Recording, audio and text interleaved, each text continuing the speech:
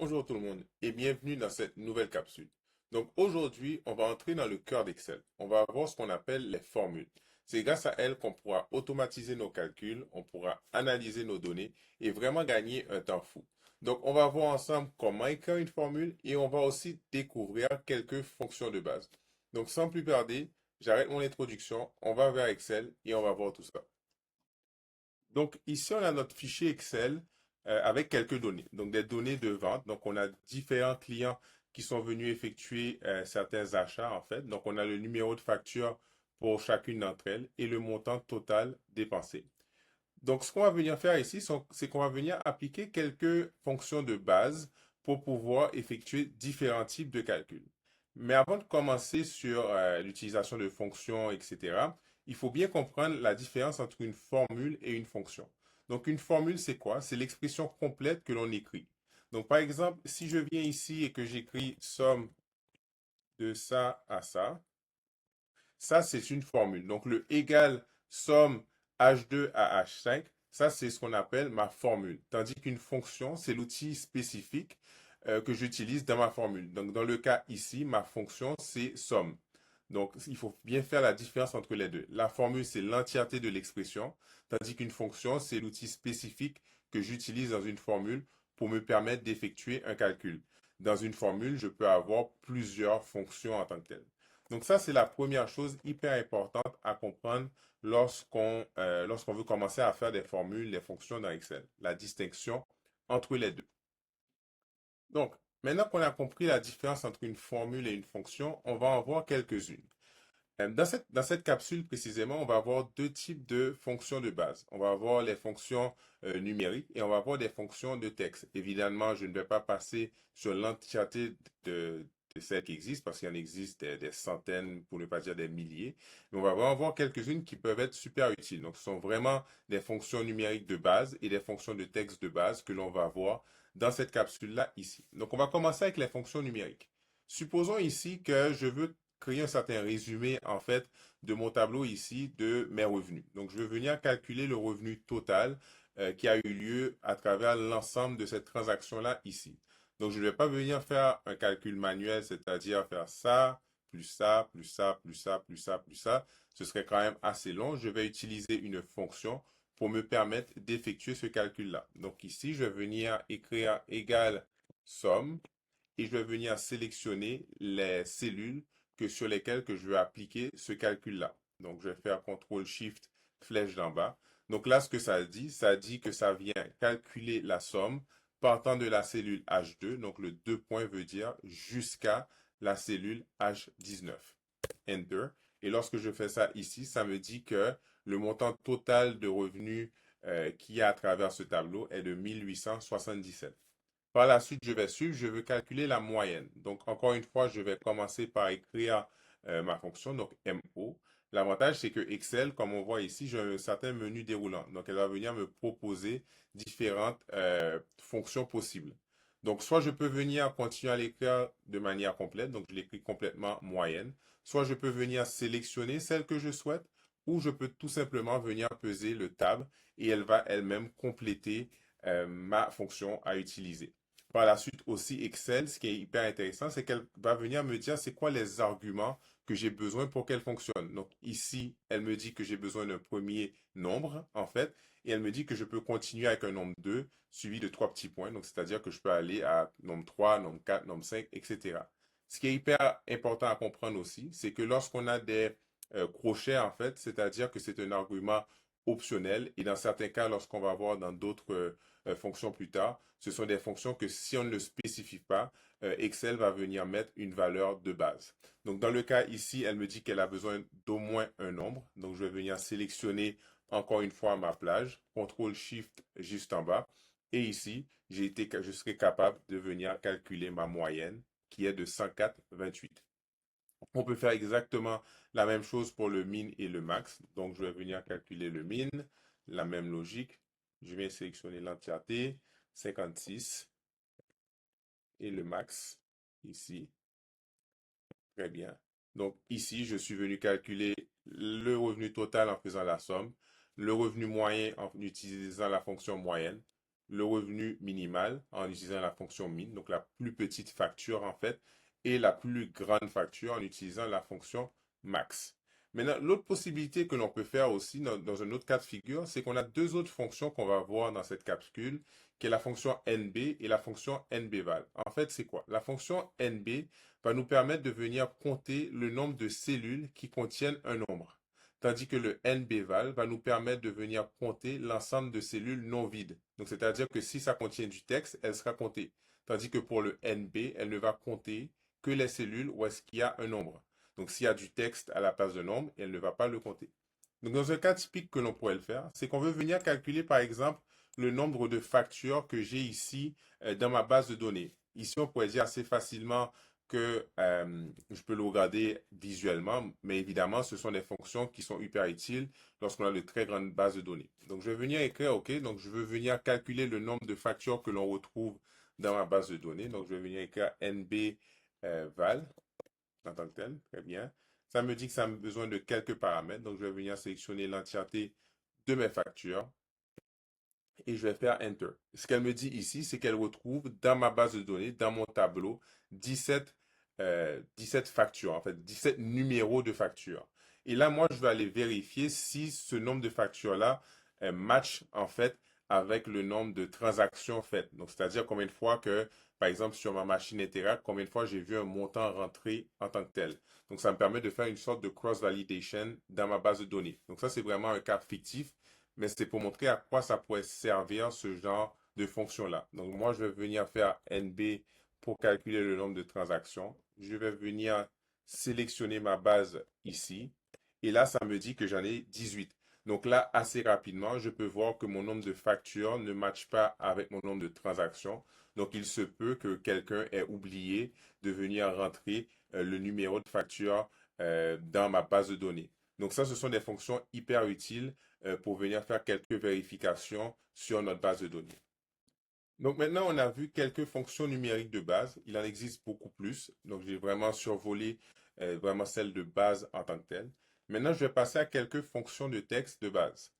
La première chose que je vais vous montrer, c'est que je vais vous montrer l'utilisation d'une fonction qui s'appelle la fonction concaténer.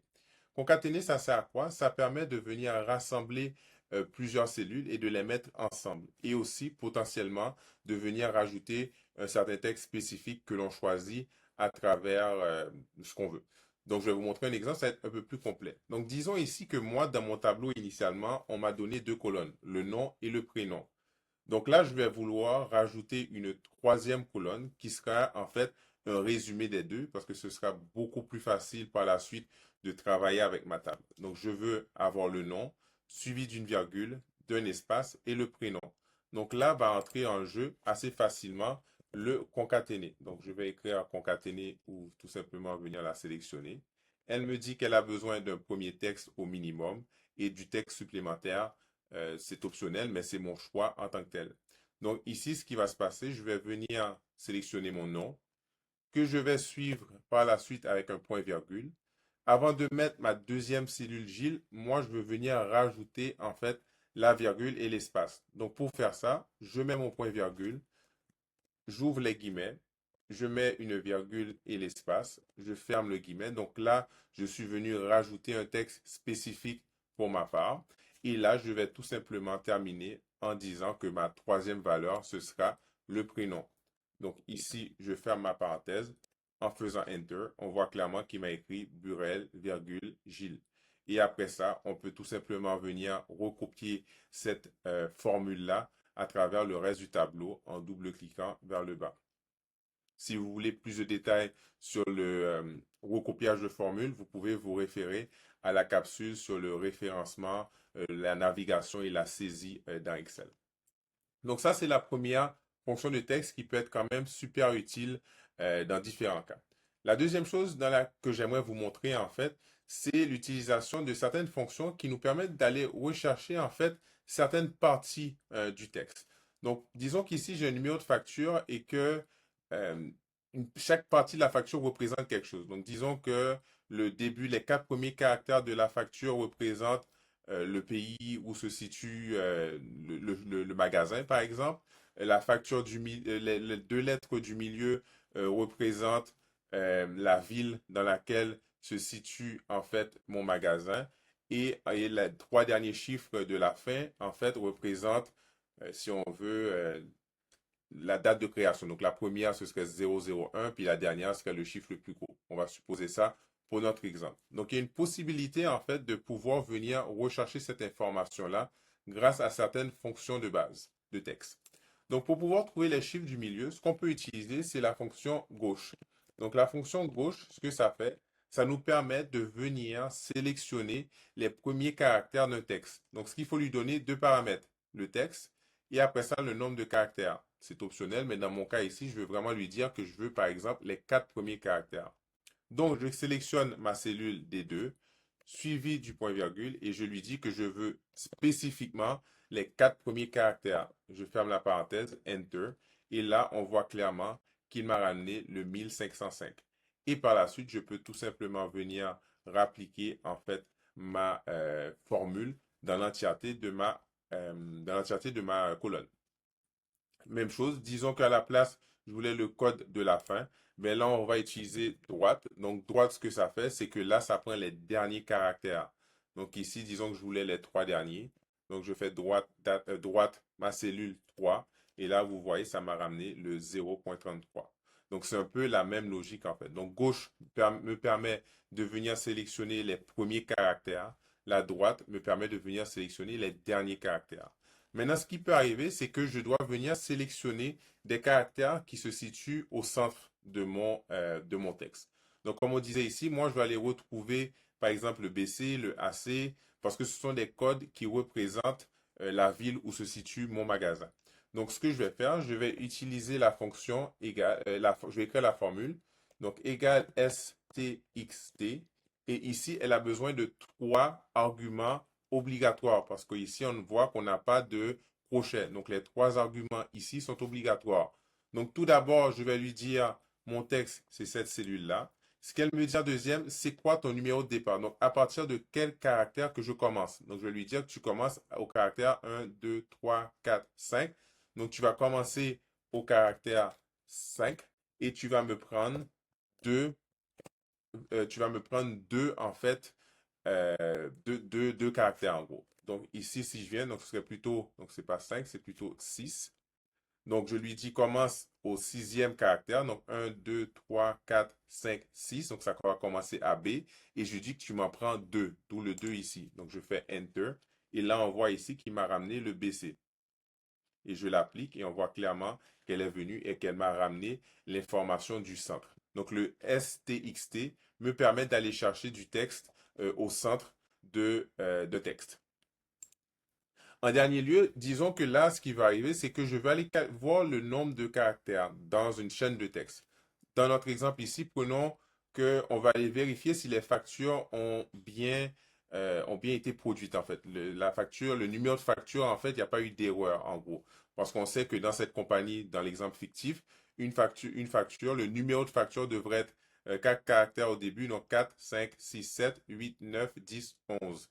Donc, devrait avoir 11 caractères en tant que tel. Donc, 4 plus 2, 6, plus 3, 9, 9 plus 7, 2-11. Donc, on devrait avoir au total 11 caractères dans une numéro de facture pour qu'elle fasse du sens. Donc, je vais aller vérifier dans l'entièreté de mon tableau si toutes mes factures ont suivi le format habituel pour cette compagnie-là. Donc, ce que je vais venir faire, je vais venir écrire NBCAR et je vais lui dire aussi, viens calculer pour moi ici le nombre de caractères dans cette cellule-là. Donc ici, on voit qu'elle me dit qu'il y en a 11. Donc ça veut dire que assez rapidement, je peux voir que ce numéro de facture-là respecte les 11 caractères demandés. Donc je vais faire cette vérification rapide. Alors là, je peux voir que, tandis que ici, elle en a 10. Donc il y a eu sûrement un oubli ou une petite erreur qui s'est faufilée dans cette facture-là. Et on pourra venir la corriger assez rapidement. Donc disons qu'ils ont oublié le 0. J'ajoute le 0. Et maintenant, mon numéro de facture a été corrigé de manière hyper rapidement. Donc, avant de terminer cette petite capsule-là, quelques petits points importants. Première chose, évidemment, on peut venir écrire notre fonction directement, notre formule en fait directement ici. Moi, ce que je préfère, surtout lorsqu'on va commencer plus tard à écrire des formules imbriquées, des formules beaucoup plus complexes, c'est toujours intéressant de venir utiliser ici notre barre de formules parce qu'on a une meilleure vision de ce qu'on vient écrire, tandis que la cellule, c'est un peu limité, surtout si c'est très long. Donc, d'utiliser la barre de formules. Et l'autre chose qui est hyper importante aussi, c'est qu'il faut faire bien attention entre des valeurs numériques et du texte. Parce que, évidemment, si on utilise une fonction numérique sur du texte, ça ne va pas marcher. Donc, par exemple, ici, on a utilisé le gauche pour pouvoir trouver. Bien que ça a l'air de ressembler à un chiffre, on a 1005, ça m'a l'air d'un chiffre, mais j'ai utilisé une fonction de texte. Donc, ça, c'est du texte. La preuve, si je viens ici et que j'écris somme et que je fais la somme de ça ici, ça me donne zéro. C'est pas vraiment zéro, c'est juste parce qu'elle est en train de le voir comme du texte. Donc ça, il faut faire hyper attention aussi. Donc une fonction du texte va envoyer du texte. Une fonction qui est faite pour du texte va fonctionner sur du texte. Une fonction qui est faite pour des trucs mathématiques va fonctionner sur, évidemment, des trucs mathématiques. Donc si je vais faire la moyenne de, de, de nom, par exemple, ça va me donner un résultat aberrant qui ne marche pas ici. Donc évidemment, les fonctions mathématiques vont fonctionner sur de quoi de mathématiques et de quoi de texte va fonctionner sur du texte. Donc ce sera tout pour cette petite capsule. On va terminer avec la fiche mémo. Donc pour clore avec notre capsule d'aujourd'hui, je vous laisse avec la fiche mémo qui fait vraiment un résumé de tout ce qu'on a vu aujourd'hui. Donc pratiquez, testez les différentes fonctions, comment écrire une formule et sinon on se reverra à la prochaine capsule.